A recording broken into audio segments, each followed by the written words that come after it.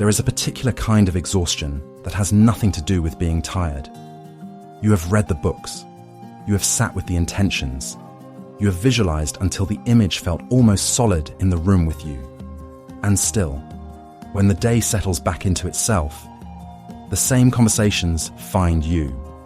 The same weight. The same quiet ceiling. Not because you haven't tried, but because something beneath all the trying has not yet moved.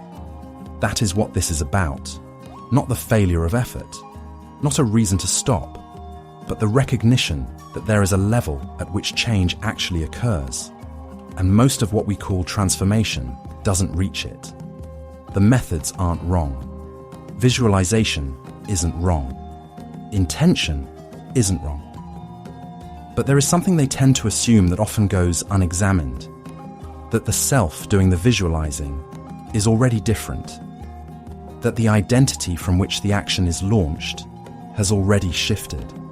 And when it hasn't, when the same self reaches out toward a different life, the world has a remarkable tendency to respond by giving you more of the same, dressed in new clothes.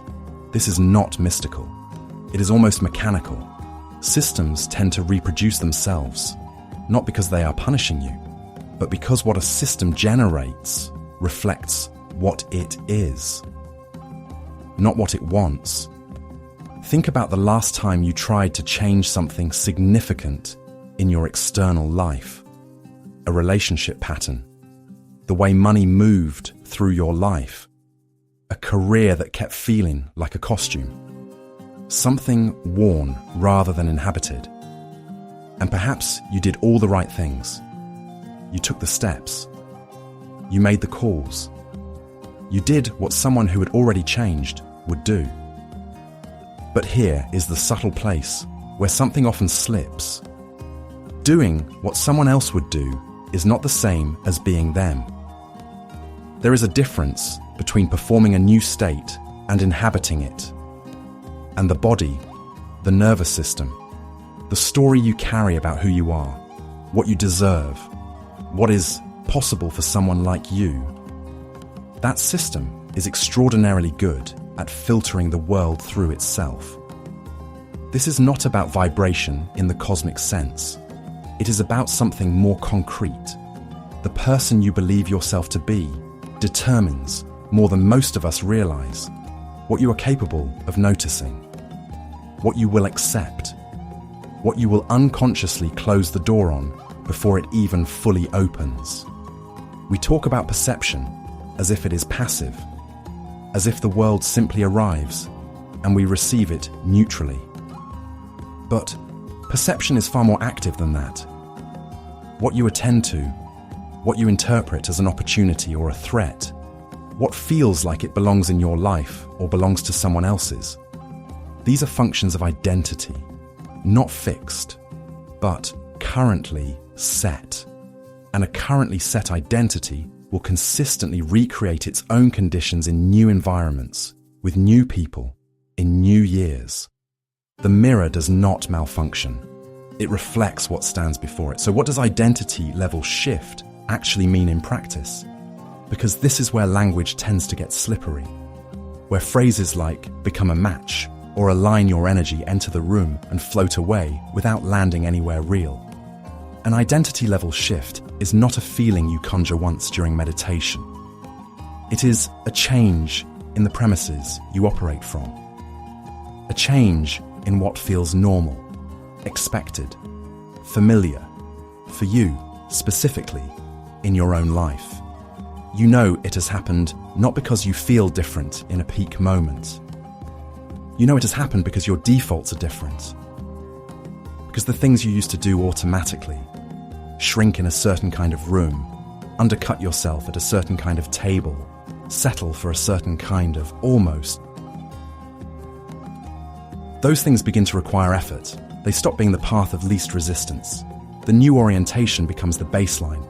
That shift does not come from wanting the new life harder. It comes from something quieter and more demanding.